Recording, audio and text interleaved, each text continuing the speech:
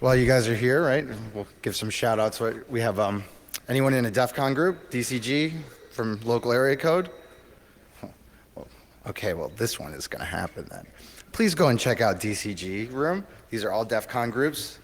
DEF CON is year round.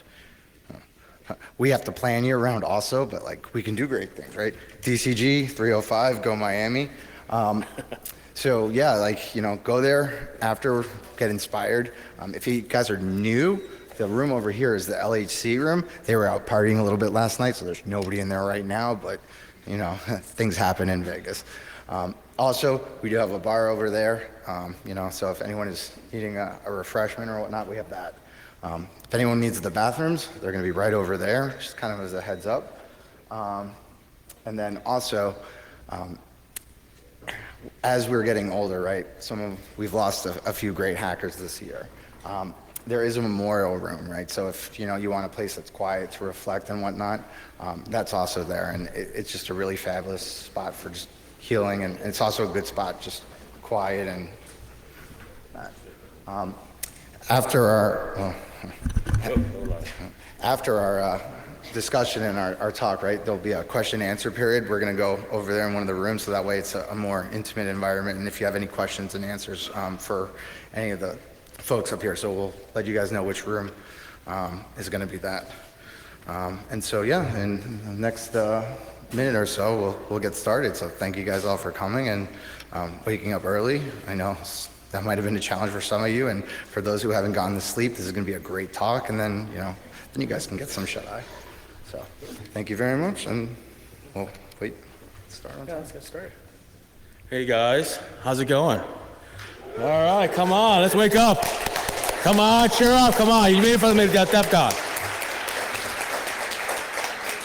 So this is our 31st year of DEF CON. Thank you for coming.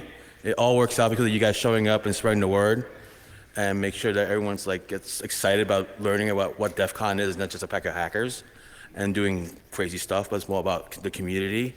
And the most important thing is talking about how much work it takes to make everything look kind of simple and working. And thanks to these guys, it's something that we all should remember. So this is the first talk today. This is track 5. It's called A Different Uber, Post-Mortem by Sullivan. And enjoy it. Welcome, Joe.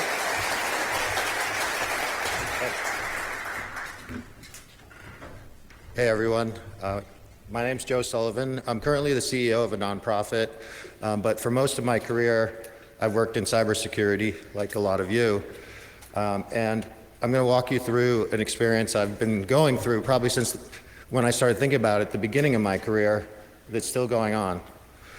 When I had the chance to be the CSO of some really big companies, one of the things that I came to appreciate is that you can't do security on your own.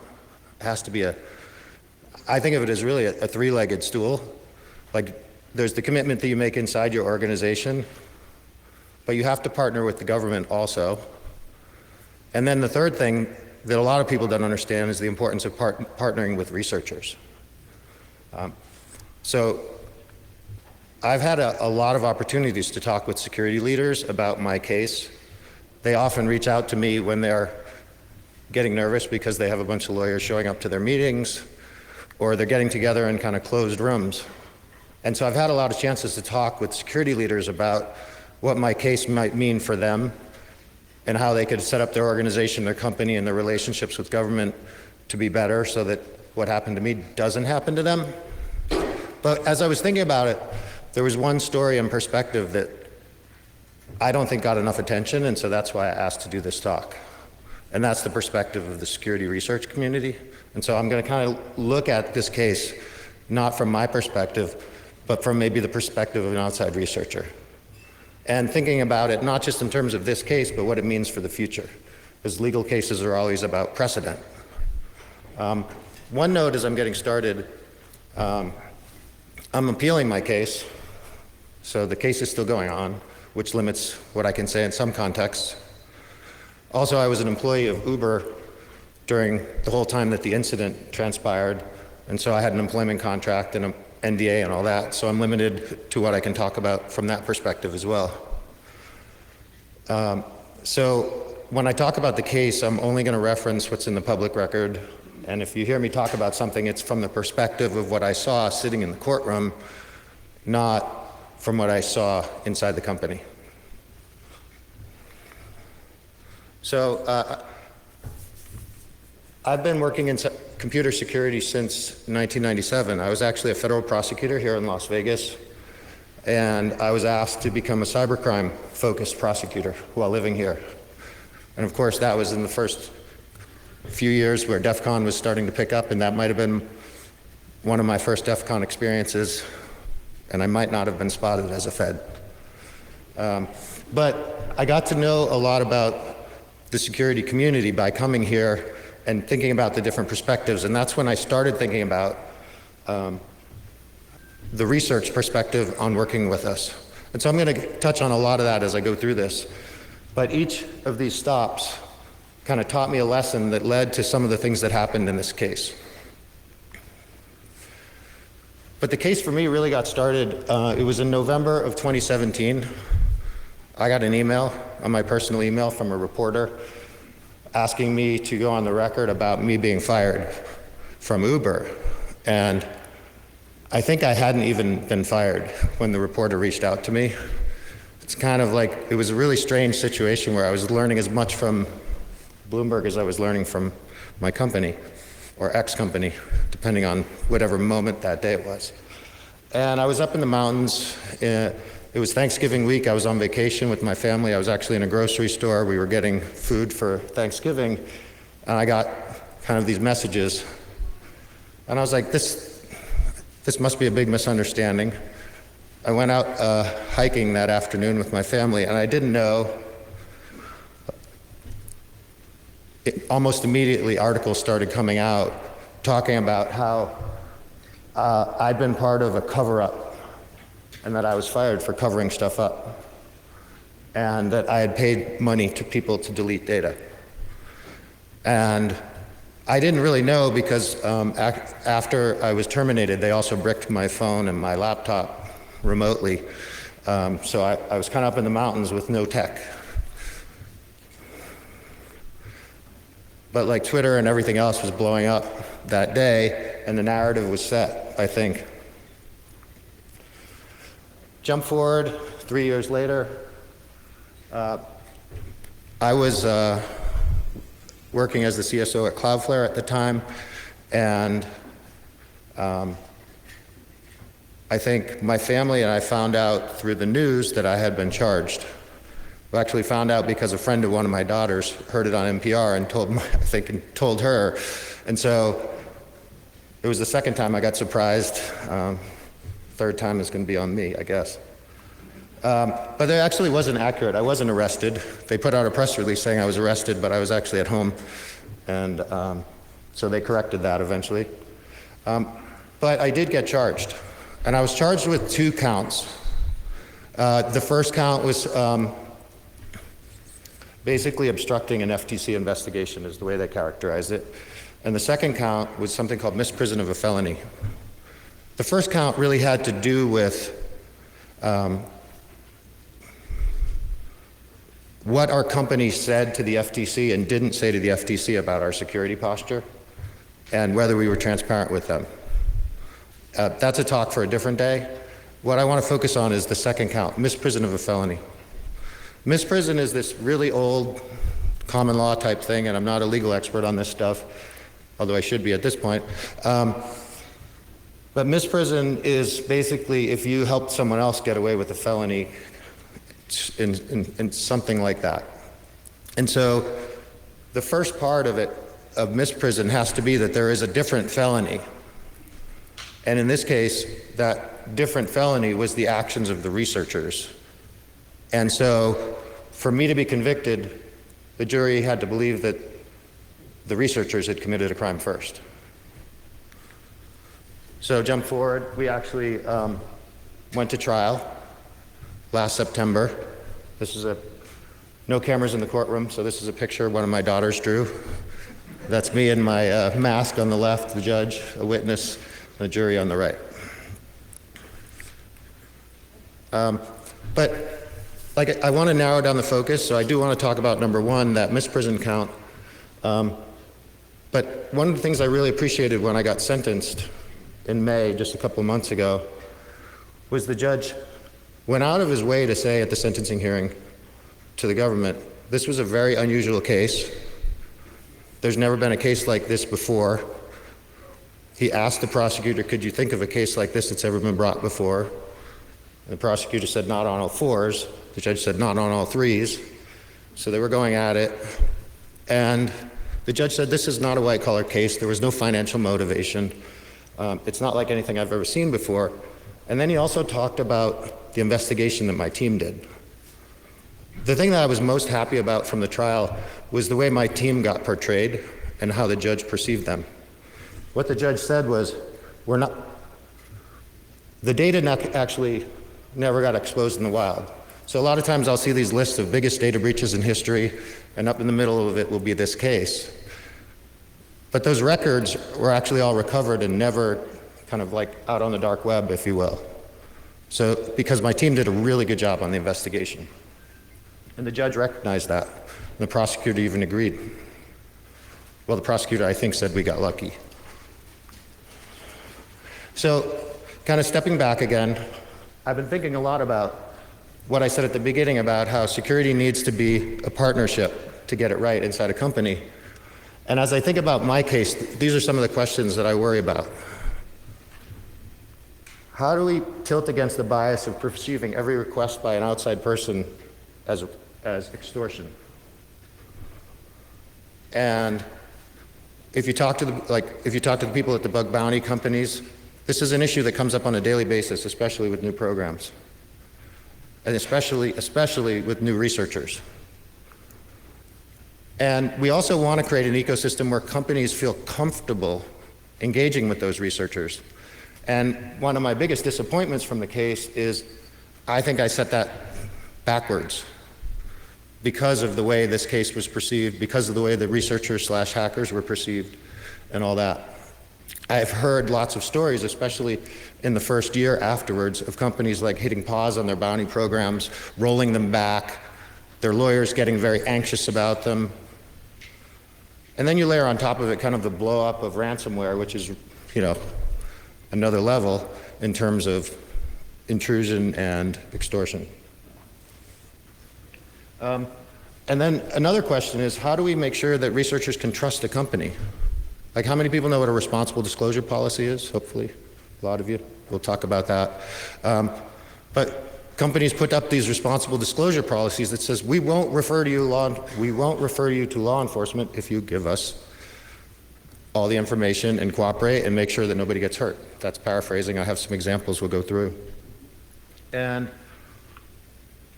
how do we make sure that the law protects this engagement and make sure that companies can utilize the researchers and the government will respect it, and then we'll have that really strong stool for all the consumers who use our products to stand on. So this is where I want to go way back in time. So I mentioned I was a federal prosecutor. I don't know, does anybody remember Napster? Well, Napster was a really interesting case from the perspective of me, as by the time the recording industry and everybody was really upset with Napster, I had left Vegas and I was living in the Bay Area, and I was working full-time doing tech cases, and I think I was the first federal prosecutor in the country, just like in an office full-time cranking on federal cybercrime cases. I actually had a folder in my office that said Napster because we had been getting pushed to prosecute Napster. And I always remember I had this conversation with my top boss, Robert Mueller, who went on from that job. His next one was head of the FBI. And he said, right now it feels like a bunch of companies fighting with each other. Let them fight it out first. And we need to figure out the dynamic of our relationship with companies and how much we should be doing what they ask us to do. Because cyber is very different from a lot of other areas of law enforcement in that so much of what happens in third-party private sector hands. So much of the internet, especially in this country, sits in the servers of a bunch of companies. And so from the government perspective, it's really hard to figure out what the right dynamic is around relationships. We need cooperation. If you're on the government side, you need cooperation because you need access and visibility to protect people. But if you're on the company side, you're dealing with like also privacy commitments, and it's a lot going on there. But then there's also the economic motivation of the company and wanting to push certain cases and not push certain other cases. And so as the government, you kind of have to think through all that. So we decided not to. And there were civil suits, and it actually resolved things for Napster. And I remember thinking that was good. But then, I think it was DEF CON 9, there was a case, so there was a speaker. This is the whole agenda of DEF CON 9, by the way. That's every speaker for the whole event. And you can't obviously see it. Obviously, you can't see it from where you are, and I can't either, but I'm pretty sure the bottom left was a guy named Dmitry Skylarov speaking about, he was an employee of a Russian company called Elkomsoft, and they had put out some software that would break the encryption on the Adobe ebook reader. So it was kind of like Napster 2.0 unfolding, and Adobe was really pushing hard with my office to prosecute a case. And so Dmitry Skylarov came from Russia. He spoke at DEF CON. And if you could look really close, I took a screenshot from Wikipedia of noticeable incidents at DEF CON. The second one was when Dmitry came off the stage from talking about the Adobe ebook reader encryption breaking tool, he was arrested by the FBI. And he was taken into custody. And it was a mess. And a lot of people protested. This is, the picture on the right is people from the security community protesting against the prosecution of Dmitry. And that was at the San Francisco Federal Building. So let me back up, sorry. So how did the Dmitry story end? I think everybody realized pretty quickly that Dmitry he wasn't intending to do anything particularly, I guess. His company might have been trying to monetize the situation, but the charges were dropped against Dmitry, and they went forward against the company. I was involved in the case early on, and then I left the U.S. Attorney's Office, and I went to go work at eBay, so I was there during the time when the charges against Dmitry were dropped. I was part of the prosecution team, and then after I left, the case went forward against the company, and I think the government lost. So, to me, that was another chance for me to think about the research versus company versus government triangle, and I was on the side of the government, and we were arresting a researcher. And at the time, I thought that was the right thing to do. But then I went into the private sector, and I remember almost like a month after I got to eBay, we got this email, and it was from somebody, and it said, we found a security vulnerability. I will tell you if you pay me. And I remember I personally had this like angry reaction to this person. Like, why do they want to get paid? I'm fighting inside this company to get them to do the right thing and protect our users, and we need to do everything we can, because that's my job. And then there's someone on the outside who could help me, and they wouldn't give it to me. And that was like my next perspective from a company on security researchers. But then I really got to start learning more about that different perspective. This was an article written by Bruce Schneier in 2001, just a couple of months after Dmitry's case, while it was still pending. And there was this big fight between Microsoft and the research community because Microsoft had gotten mad because researchers were publishing vulnerabilities. And I started really thinking about it from different perspectives. Move forward a few years, I got to PayPal. I switched from the eBay side to the PayPal side. And I helped Andy Steingrubel, who's now the CISO of Pinterest, with the publication of what we did at PayPal in 2007. And it got praised, I think, by a lot of people in the research community because we published one of the first responsible disclosure policies. This was an article by Jeremiah Grossman praising it. And so this was the language that we published at PayPal in 2007, because we'd gone from that experience where we were angry at researchers for wanting money to completely flipping. And we said, if you follow our guidelines, we won't refer you to the government, and we won't bring an action against you. And almost immediately after that, companies started publishing those more, and then researchers started pushing even harder and saying, you shouldn't just not prosecute us, you should actually pay us. And there was the No More Free Bugs campaign that Dino and a bunch of people did. So a couple of years later, I had moved over to Facebook. I was the CSO at Facebook, and I worked with Alex Rice, who's now the CTO of HackerOne. And we published our own version of what I had helped write at PayPal. So we published the Facebook version in December 2010, and we said basically the same thing. We won't bring lawsuit or ask law enforcement to investigate you if you contact us. We actually came to, here at DEF CON, we launched our bug bounty program at Facebook in 2011, and that was a heavy lift for us back then because we weren't the mega corporation that it is now. But we announced and launched the program here. It got a lot of good publicity, and we paid out for a lot of bugs. But the relationship with security researchers from inside the perspective of the company wasn't actually that amazing when we first rolled out the bounty program. This was an interesting story about a month after, I think. So we now said, we're open for business, we'll pay you for vulnerabilities. This young man in the Palestinian territories at the time found a vulnerability on Facebook where he could post on somebody else's wall. And he tried to report it to my team, but he couldn't figure out how to do it. And there was like this whole glitch in communication because we weren't good at communicating and he wasn't good at communicating. And we were all trying to figure this thing out. So he got irritated and he went on Mark Zuckerberg's Facebook page and he, using a picture of Snowden, posted on Mark's page. So first, sorry for, his first line, first, sorry for violating your privacy.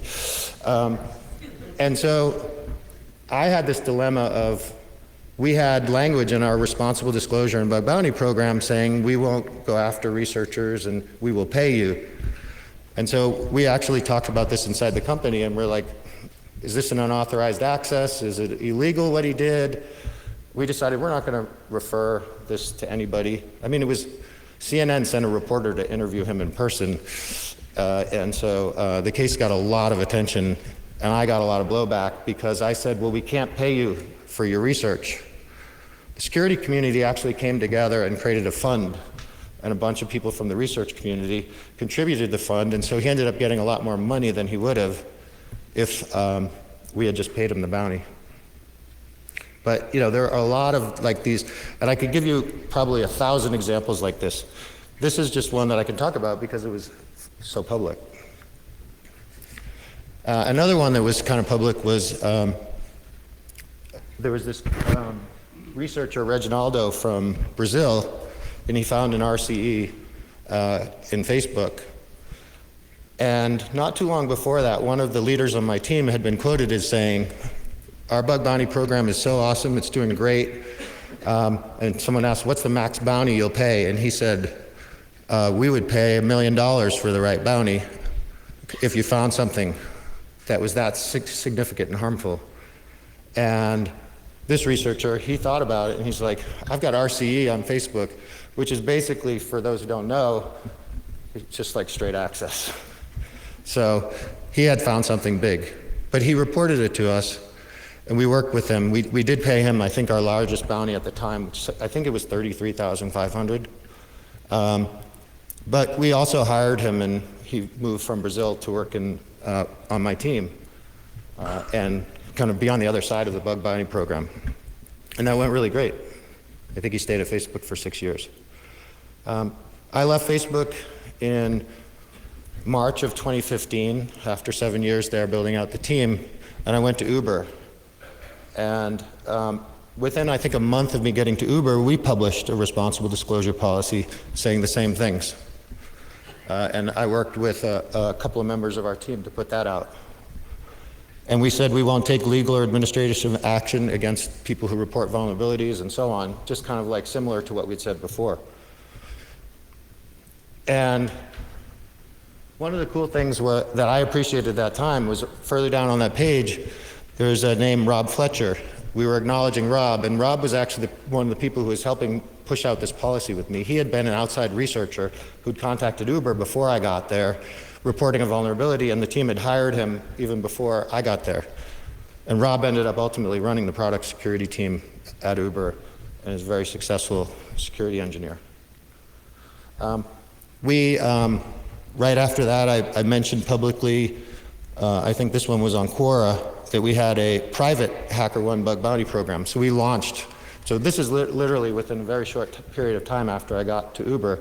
And then, you know, a lot of companies launch a private program now and they never take it public. And there's a big debate whether you keep your bug bounty program private or public. We decided we wanted to take it public, but we had to sit in private for a while to fix all the things that researchers reported to us. Because I'll tell you, when you launch a bounty program, you really do find things that you wouldn't find otherwise. From a company standpoint, bug bounty programs are amazing. Like, as a security leader, I'd have this huge budget and I would pay pen testing companies a set amount of money up front, and then they would find 3 vulnerabilities every time. And so it was like, no matter how much I paid them, I was gonna get the same kind of report that I would have to like look really hard to find a little bit of important stuff.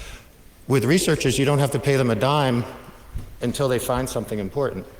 And so, like, from a company's standpoint, I really believe that and I used to say this, I would say it's negligence to not have a bug bounty program. Like, you have to have that opportunity for people to do the work. So we launched our public program, and within a very short time after that, this came to my personal email and my Uber email. Hey Joe, I found a major vulnerability in Uber. I was able to dump Uber database and many other things. I did what I always do. I've gotten versions of this email hundreds of times. I forwarded it to our bug bounty triage team. And Rob Fletcher, the same researcher who had gotten the job at the company, I just put this slide in to remind me that everything I'm going to talk about now is stuff that was covered publicly in the trial. So like I was saying at the beginning, I'm only going to talk about the case from what's public. So Rob sent an email back really quickly after I'd gotten that email, forwarded it to them, and Rob said, hey, my name's Rob, I work in product security here at Uber. I understand you have a vulnerability you want to disclose. Our preferred method is use our public bug bounty program at HackerOne, but if you'd like to use email to exchange details, let's go. And so that's kind of the start of the case. During the trial, there was a whole bunch of debate and testimony and argument about the interaction with these researchers/hackers. And I never know what to call them, because back at the time, we thought of them as researchers, and you know, now everybody thinks of them as felons. So there was this whole question of whether they were, this was a slide from the trial, getting a bunch of quotes from people who testified. And it was a bunch of people from my team saying, mostly what happened in this case, in terms of our interaction, it was quite typical.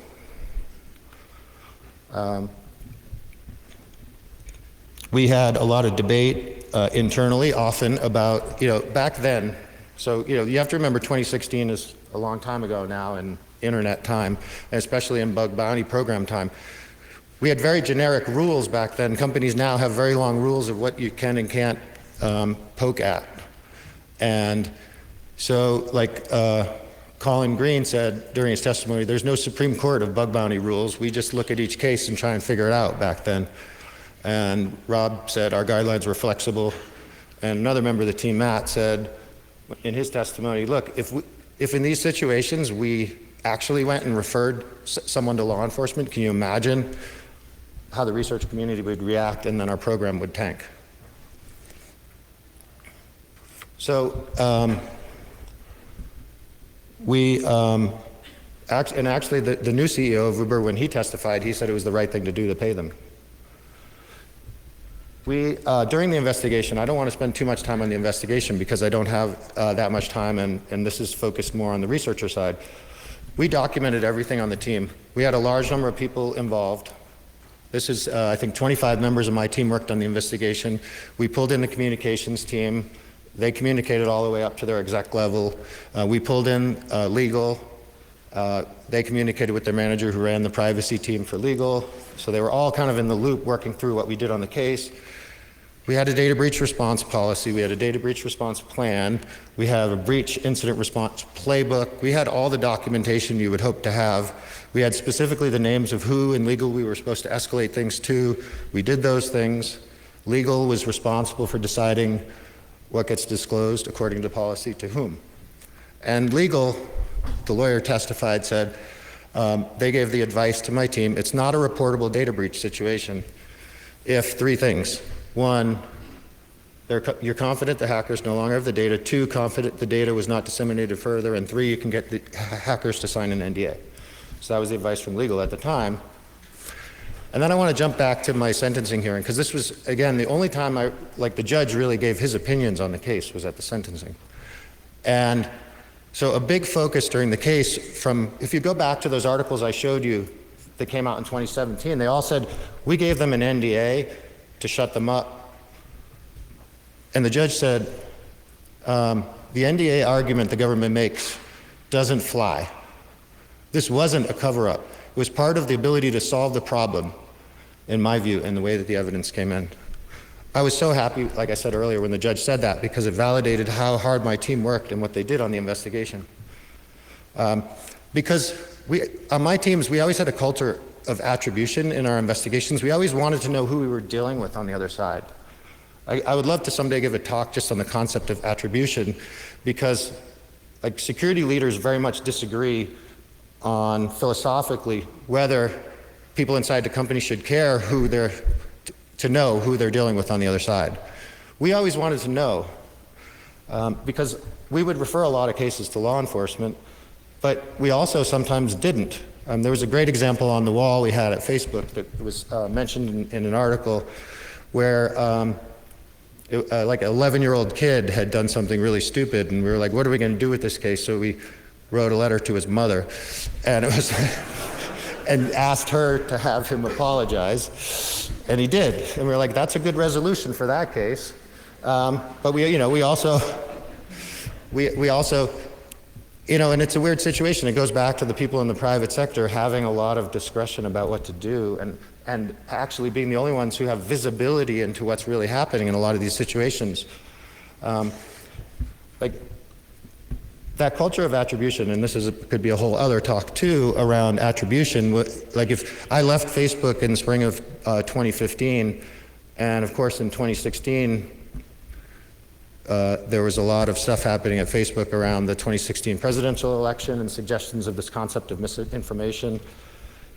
That security team put out a really detailed write-up publicly about what had happened from the Facebook perspective and chose to be transparent.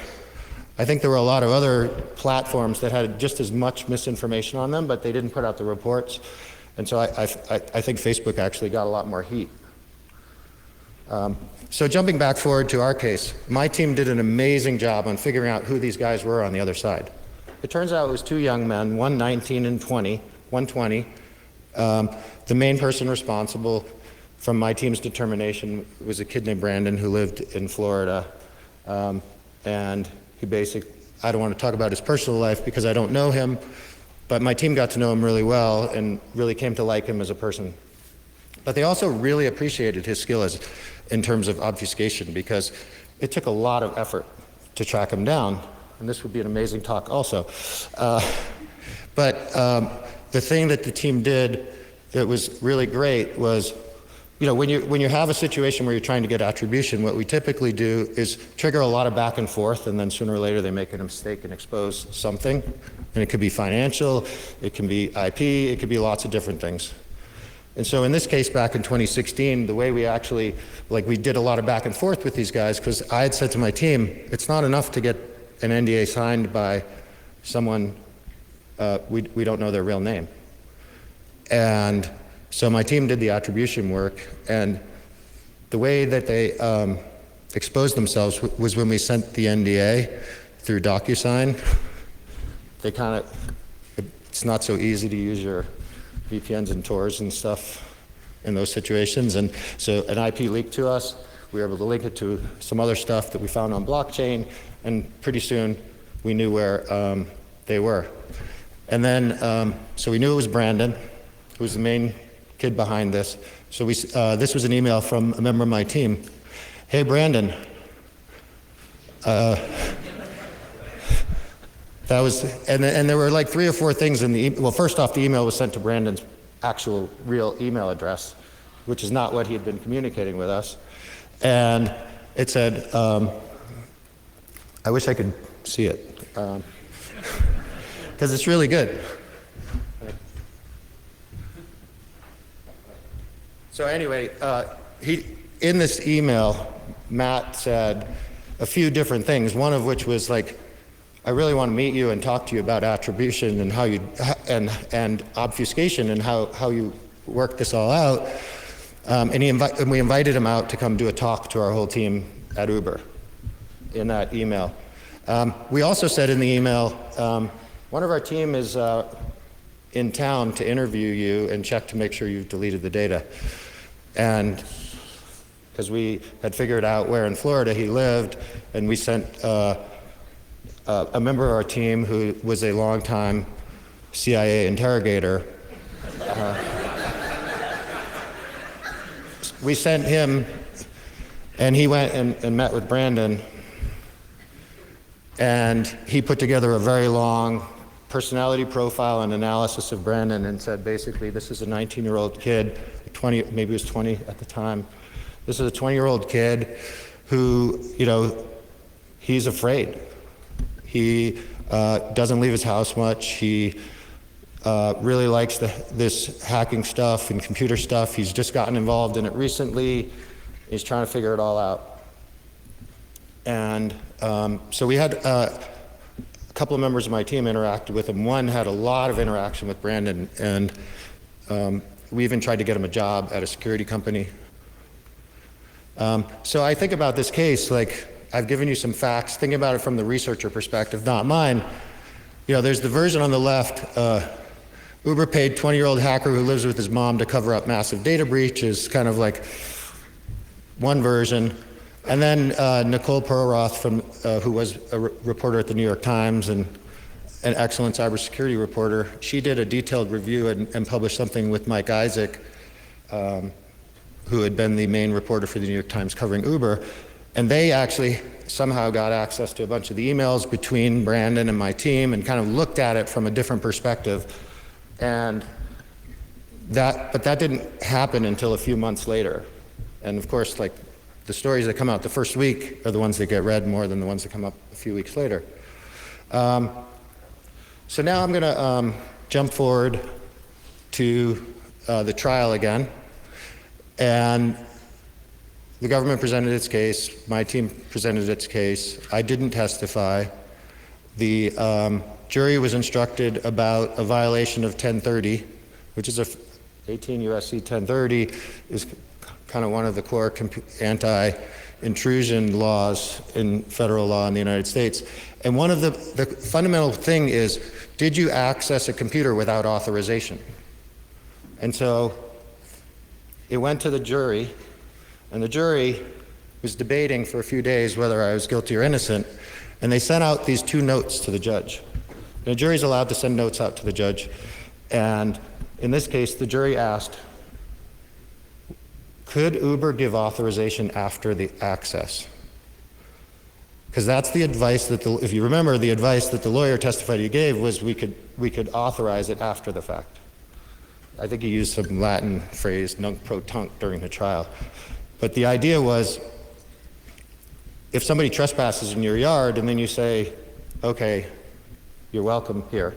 There was a no trespassing sign, but and I didn't personally invite you yet, but you came in and then I can authorize you after the fact. And I've never researched the law on that specifically, but that was the advice that I think that bounty companies and a lot of programs have always had. Because if you think about the first time a researcher finds a vulnerability in a company, they probably haven't signed up for the bug bounty program. They probably haven't clicked through any of those terms that could be presented as quote unquote authorization. Like that's how the companies try and say that they gave authorization, as you publish these policies. The decision during the case was the jury just has to go back and read the statute, which says a felony starts at the time of the unauthorized access, or a felony is committed then. So the jury came back with a guilty verdict for me, but this isn't what I'm showing you. I'm showing you a different judgment in a criminal case. This is a judgment of United States versus Brandon, the researcher. He now also is convicted of a felony as of June of this year. So there were lots of other different situations. I don't think I have time to go into them, but these two researchers slash hackers slash felons had actually gone and accessed other companies in the same way and found their vulnerabilities and contacted them as well. One of them, LinkedIn, just called it a breach, called in the FBI. The FBI was not able to find them, like my team was. We were actually in touch with the team at StubHub because I think the person on the StubHub team used to work for me back when I was at PayPal, and they were dealing with a similar situation. They confirmed to us that they resolved their situation as well. And so from the outside, it looks like they reached out to a bunch of companies. One company declared a breach, one paid them and tried to explain bug bounty programs to them, and others just kind of did different things. But did the researchers slash hackers slash felons take the data of those other companies and dump it or monetize it? No, they just deleted it actually in those cases too. Because I think they were trying to help the companies. That's the way I thought about it at the time, and that's what, I'd love to learn more about what actually happened at these other companies. So, to kind of wrap it up, I think we really need to look at cases like this from the perspective of the researcher, and I feel like it's hurt things a lot from everything I've heard. So we need to get more proactive in communication about the realities and expectations between the public, researchers, and companies. I remember when this case blew up, my dad called me that day in 2017, and he's like, "Nobody understands bug bounty programs." And my dad's like, I think he was like 76 at the time. I was like, "Yeah, Dad, I know."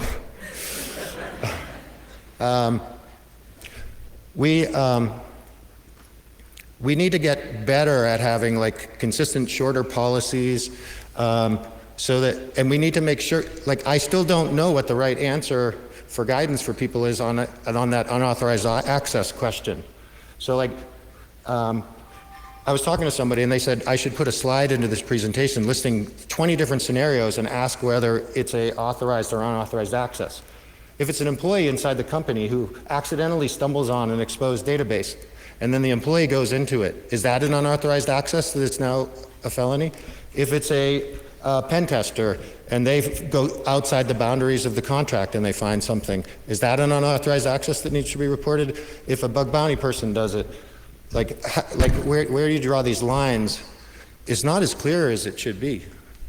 And I haven't seen any, I don't know, I don't get CC'd on notifications to the government about exposure, but I do often hear about them and talk to the security leaders beforehand, and they don't feel like they have clarity on these issues.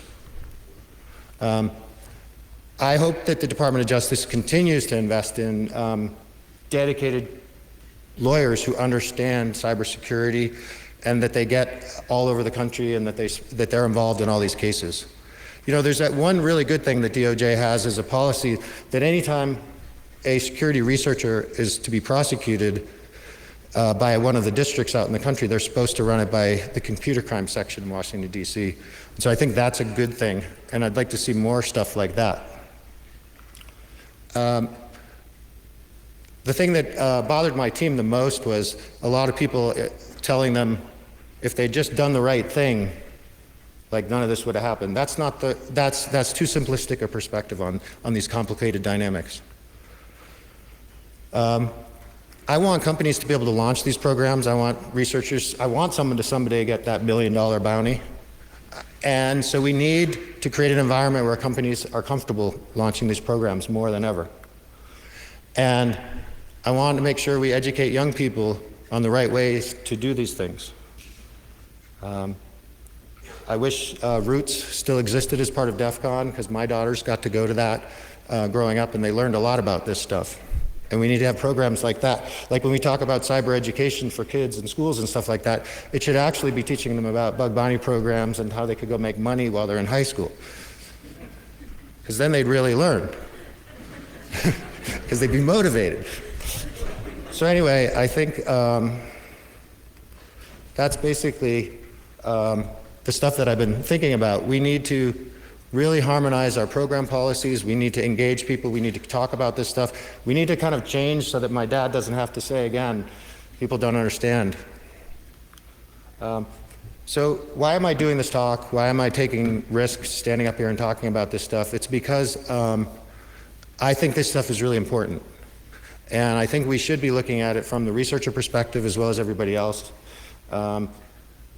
Since I'm on stage, I want to use this opportunity to pitch my nonprofit work for 1 second. I'm the CEO of a nonprofit. I go to Ukraine and help. I originally tried to volunteer to do cybersecurity work there because when I was the CSO of Cloudflare last year, we did a lot of work to help. And so I really enjoyed that. And when I left Cloudflare at the end of last year, I wanted to stay involved. Turns out that our nonprofit, we focus more on medical equipment, and then we started a new program in January that I initiated. We get companies to donate their used laptops, and I bring them over. These two pictures on the right were me delivering laptops to kids in the Bucha region north of Kyiv that had been devastated in the initial days of the invasion. I was in Ukraine last month, and so these pictures are from there. On the left side was on the 4th of July. We were with some troops who just got back from Bakhmut, and we were doing medical training on how to use tourniquets the right way. It's the most important thing they need to know medically. And so we were there, and if you work in a company, go find out what you do with your used laptops and send me a note. Every laptop that I've brought to Ukraine has come to my organization because of somebody in the security community worked to get the people inside their company and I can't tell you how happy you can make a 13-year-old who's doing remote schooling on their parents' phone feel when you show up and give them a MacBook Pro. It was like that, the girl on the bottom right and her mom, we had to wait 20 minutes to take this picture so that they could stop crying. It's like what we take for granted, they're trying to live a normal life in a war zone. Kids can't just like hide in a bunker for years. They need to actually, they had to go through COVID there too and do remote schooling, and now they're still in remote schooling. Half the kids in the country are in remote schooling, and half of those kids don't have a laptop. So the other reason I'm doing this is because I told the judge in my case, I wrote a letter to him before my sentencing, and I said, if you don't send me to prison, I will stand up and I will talk about the things we need to do better. And I think this is one of those things that we need to do better. So I told him I would put my name on the list for every conference and go and talk. And the prosecutors were asking that I get 15 months.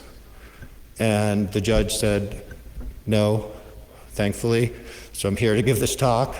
But I have to live up to my commitment to the judge that I will talk about these things right now. So thank you for your time.